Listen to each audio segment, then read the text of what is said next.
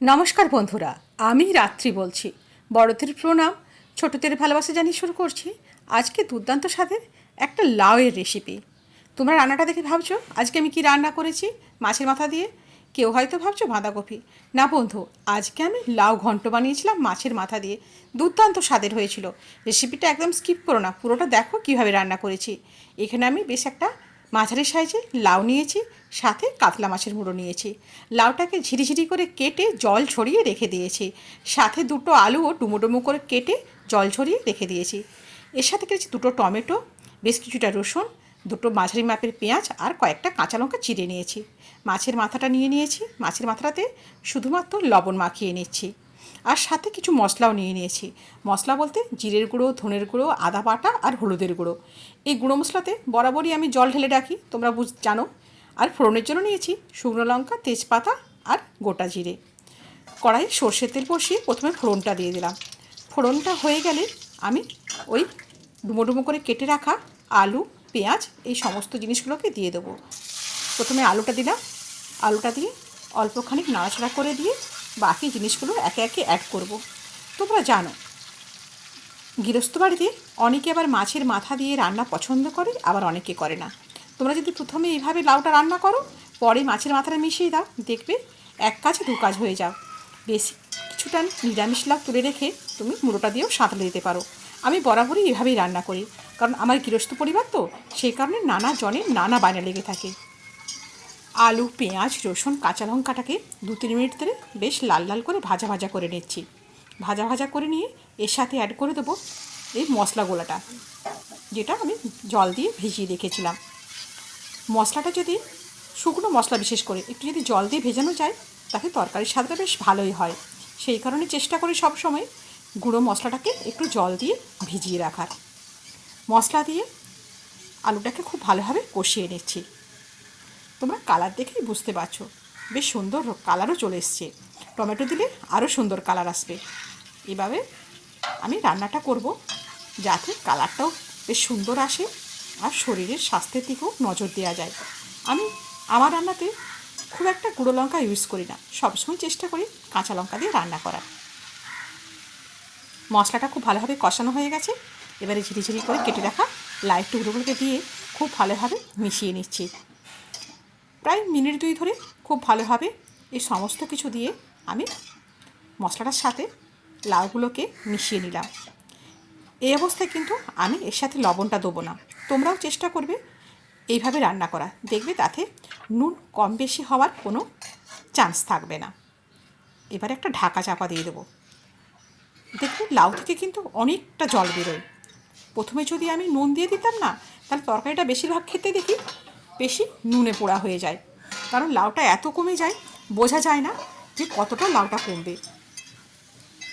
Minute 2 বাদে ঢাকা খুলে নিচ্ছি। ঢাকা খুলে দেখেছি লাউটা অনেকটা পরিমাণ কমে গেছে। আমি একটু নাড়াচাড়া করে নিচ্ছি খুব ভালোভাবে, যাতে নিচে না লেগে যায়। গ্যাসের ফ্লেমটা অবশ্যই লো করে রাখবে, নইলে নিচে ধরে যেতে পারে। এইভাবে লাউটাকে খুব ভালোভাবে নাড়াচাড়া করে নিচ্ছি। এখনও কিন্তু আমি একটু জল দিইনি। লাউটা বেশিরভাগ ক্ষেত্রে কিন্তু জল লাগে না। এবারে দিয়ে দিলাম পরিমাণ মতো লবণ। লবণ দিয়ে আবারও খুব ভালোভাবে নাড়াচাড়া করে আবারও চাপা দিয়ে রেখে দেবো। তাতে করে কি দেখবে আরও কিছুটা লাউটা সেদ্ধ হয়ে যাবে। খুব ভালোভাবে নাড়িয়ে নিচ্ছি। বন্ধুরা, আমার এইসব ঘরোয়া রান্না যদি তোমাদের ভালো লাগে, অবশ্যই আমার চ্যানেলটাকে সাবস্ক্রাইব করে আমার পাশে থেকো। পাশে থাকা বেল আইকনটা একটু প্রেস করে রেখো, যখন নতুন নতুন রেসিপি দেবো তখন তোমাদের কাছে পৌঁছে যাবে।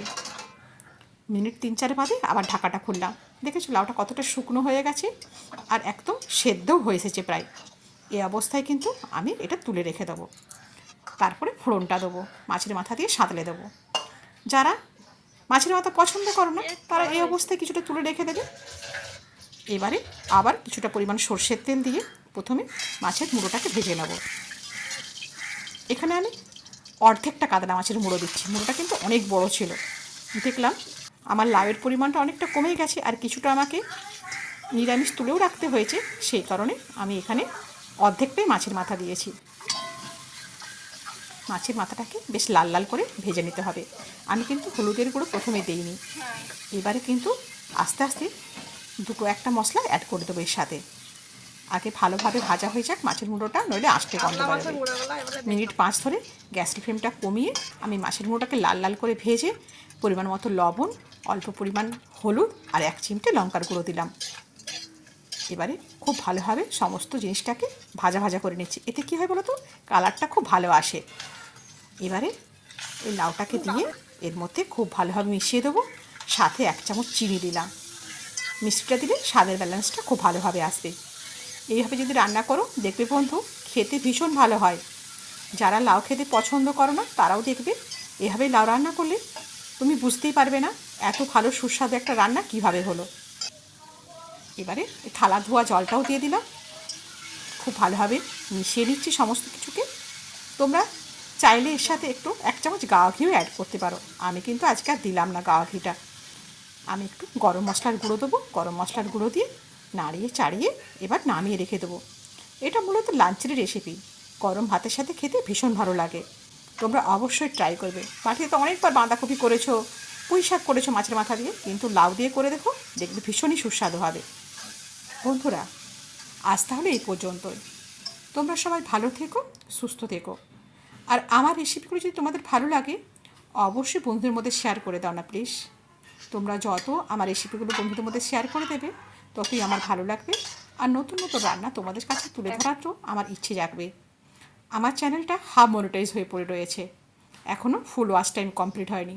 তোমরা আমার রেসিপিগুলো যদি দেখো তাহলে আমার চ্যানেলটা খুব তাড়াতাড়ি মনিটাইজ হয়ে যাবে। ধন্যবাদ বন্ধু, সবাই ভালো থেকো, সুস্থ থেকো।